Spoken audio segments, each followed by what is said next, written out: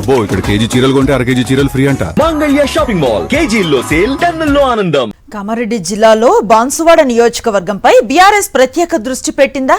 స్వయంగా party working president KTR రంగంలోకి దిగి వ్యవహారాలు పర్యవేక్షిస్తున్నారా? మాజీ స్పీకర్ కాంగ్రెస్ ప్రభుత్వ సలహాదారు పోచారం శ్రీనివాసరెడ్డిని రాజకీయంగా ఇరుకున పెట్టేందుకు ప్రత్యేక వ్యూహాన్ని అమలు చేస్తున్నారా? కాంగ్రెస్ నుంచి బీఆర్ఎస్ లోకి పెరుగుతున్న వలసలు ఏం చెప్తున్నాయి? బాన్సువాడ రాజకీయాల్లో వేడెక్కిస్తున్న ఈ సమీకరణాలపై స్పెషల్ స్టోరీ. కామారెడ్డి జిల్లా బాన్సువాడ నియోజకవర్గంపై బీఆర్ఎస్ వర్కింగ్ ప్రెసిడెంట్ కేటీఆర్ ప్రత్యేక ఫోకస్ పెట్టారనే చర్చ జరుగుతోంది. మాజీ స్పీకర్, ప్రస్తుత కాంగ్రెస్ ప్రభుత్వ సలహాదారు పోచారం శ్రీనివాసరెడ్డిని రాజకీయంగా ఎదుర్కొనే వ్యూహంలో భాగంగా బాన్సువాడపై ప్రత్యేక దృష్టి సారించారనే టాక్ వినిపిస్తోంది. ఈ బాధ్యతలను మాజీ మంత్రి వేముల ప్రశాంత్ రెడ్డికి అప్పగించి చేరికల ప్రక్రియను స్వయంగా పర్యవేక్షిస్తున్నారనే ప్రచారం జరుగుతోంది. తాజాగా బలమైన బీసీ నేత, వ్యాపారవేత్త మోరల్ శ్రీనివాస్ దాదాపు 2000 మంది అనుచరులతో కలిసి బీఆర్ఎస్ లో చేరడం రాజకీయంగా చర్చనీయాంశమైంది. మున్సిపల్ ఎన్నికలకు ముందు కూడా పోచారం అనుచరులతో పాటు ఆయనకు వ్యతిరేకంగా ఉన్న పలువురు నేతలు బీఆర్ఎస్ లో చేరినట్లు చెబుతున్నారు.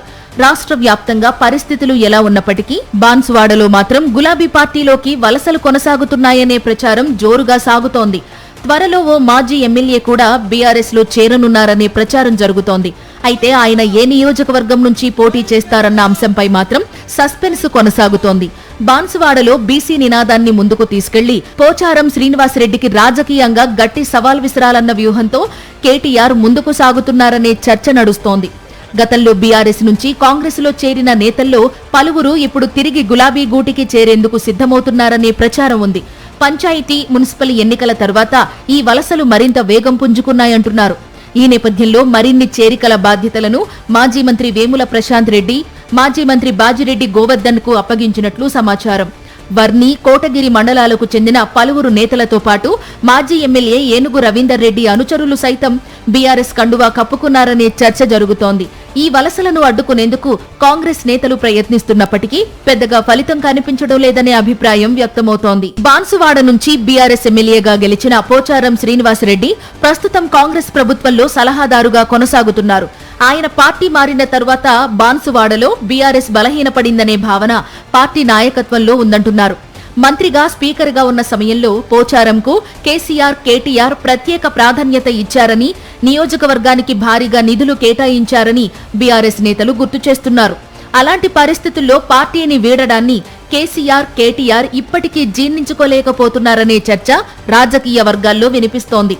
ఈ నేపథ్యంలో బాన్సువాడలో పార్టీని తిరిగి బలోపేతం చేసే బాధ్యతను కేటీఆర్ స్వయంగా తీసుకున్నారనే ప్రచారం సాగుతోంది. పోచారం అనుచరులతో పాటు ఆయనకు వ్యతిరేకంగా ఉన్న వర్గాలను బీఆర్ఎస్ లోకి తీసుకువచ్చే ప్రయత్నాలు ముమ్మరం చేసినట్లు తెలుస్తోంది. కష్టకాలంలో పార్టీని వీడి వెళ్లారని పోచారంపై విమర్శలు చేస్తూ ప్రజల్లో ప్రతికూల అభిప్రాయం పెంచేందుకు బీఆర్ఎస్ ప్రయత్నిస్తోందని రాజకీయ వర్గాలు చర్చించుకుంటున్నాయి. మరోవైపు పోచారం శ్రీనివాసరెడ్డి కూడా బీఆర్ఎస్ వ్యూహానికి ప్రతివ్యూహం అమలు చేస్తున్నారట. తన ముఖ్య అనుచరులు చేజారిపోకుండా జాగ్రత్తలు తీసుకుంటున్నారని చెబుతున్నారు. ఇప్పటి వరకు బీఆర్ఎస్ లో చేరిన వారిలో ఎక్కువ మంది మాజీ ఎమ్మెల్యే రవీందర్ రెడ్డి వర్గానికి చెందిన వారేనని పోచారం వర్గీయులు చెబుతున్నారు. అయితే త్వరలో రవీందర్ రెడ్డి సైతం పార్టీ మారే అవకాశం ఉందనే ప్రచారం కాంగ్రెస్ వర్గాల్లో కూడా జోరుగా సాగుతోంది. బాన్సువాడ గడ్డ గులాబీ అడ్డా అని కేటీఆర్ చెబుతుంటే పోచారం అడ్డా అని ఆయన అనుచరులు ధీమా వ్యక్తం చేస్తున్నారు. తాజా రాజకీయ వలసలతో బాన్సువాడ నియోజకవర్గం రాష్ట్ర రాజకీయాల్లో హాట్ టాపిక్ గా మారింది. కేటీఆర్ అమలు చేస్తున్న వ్యూహం పోచారం కంచుకోటను బద్దలు కొడుతుందా, లేక మరోసారి పోచారం తన ఆధిపత్యాన్ని నిరూపించుకుంటారా అన్నది రానున్న రాజకీయ పరిణామాల్లో తేలనుంది. మరిన్ని అప్డేట్స్ కోసం ఛానల్ ను సబ్స్క్రైబ్ చేయండి. నోటిఫికేషన్స్ కోసం బెల్ ఐకాన్ పై క్లిక్ చేయండి.